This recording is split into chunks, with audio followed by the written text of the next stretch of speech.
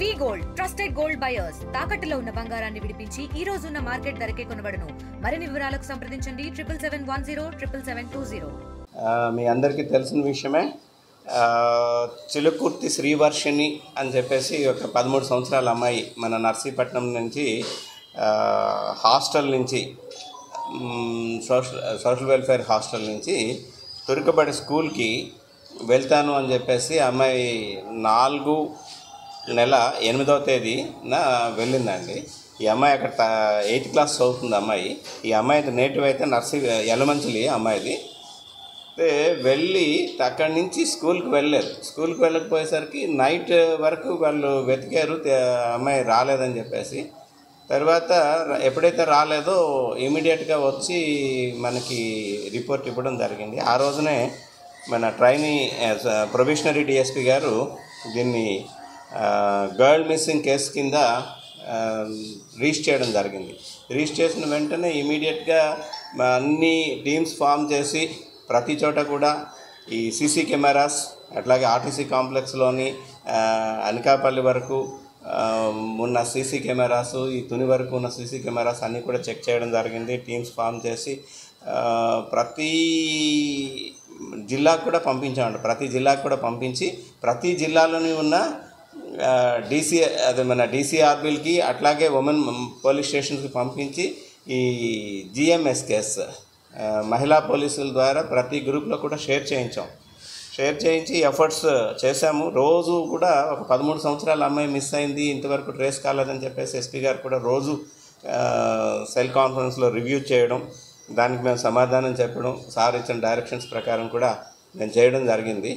ఈలోగా అయిపోయిన తర్వాత మళ్ళీ రీసెంట్గా కూడా వైరల్ చేస్తాం మేము. మళ్ళీ ఈ ఫొటోస్ అన్నీ కూడా అందరూ వాట్సాప్ గ్రూప్లో స్టేటస్లు పెట్టుకుంటూ ఒక 25,000 రూపీస్ రివార్డ్ కూడా ఇస్తాము అని చెప్పేసి మీ ద్వారా అందరికీ కూడా తెలియపరచడం జరిగింది.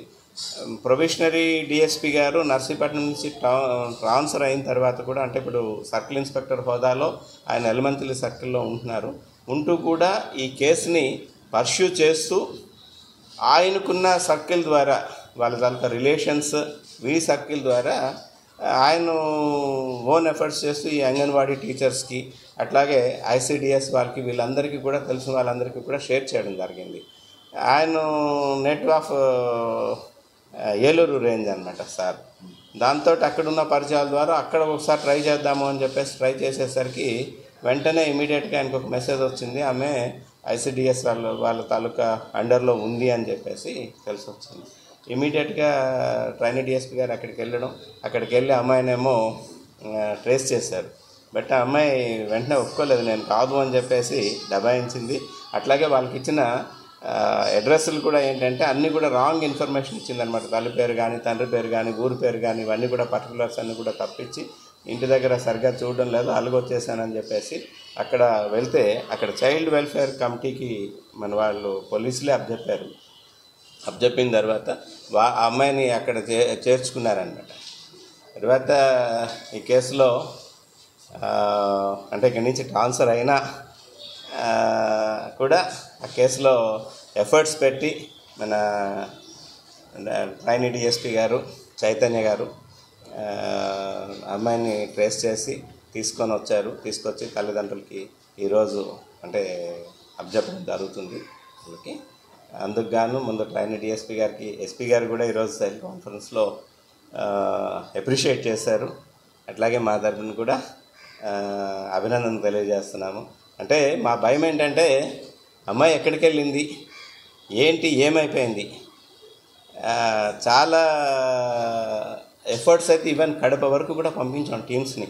ఈ ఫ్రెండ్స్ ఎవరైతే ఉన్నారో ఫ్రెండ్స్ తాలూకా రిలేటివ్స్ ఇంటికి కానీ వెళ్ళిందేమో అని సెలవులు ఇచ్చిన తర్వాత కూడా ఫ్రెండ్స్ రిలేటివ్స్ ఇంటికి కూడా మేము పంపించడం జరిగింది టీమ్స్. ఎప్పటికప్పుడు ఎవ్రీడే కూడా ఎఫర్ట్స్ చేసాము. లక్కీగా ఈరోజు అమ్మాయి ట్రేస్ అయింది. అందరికీ కూడా థ్యాంక్ యూ అండి టీమ్. ఇండియా పాకిస్తాన్ తాజా అప్డేట్స్ కోసం డౌన్లోడ్ చేసుకోండి RTV లైవ్ యాప్.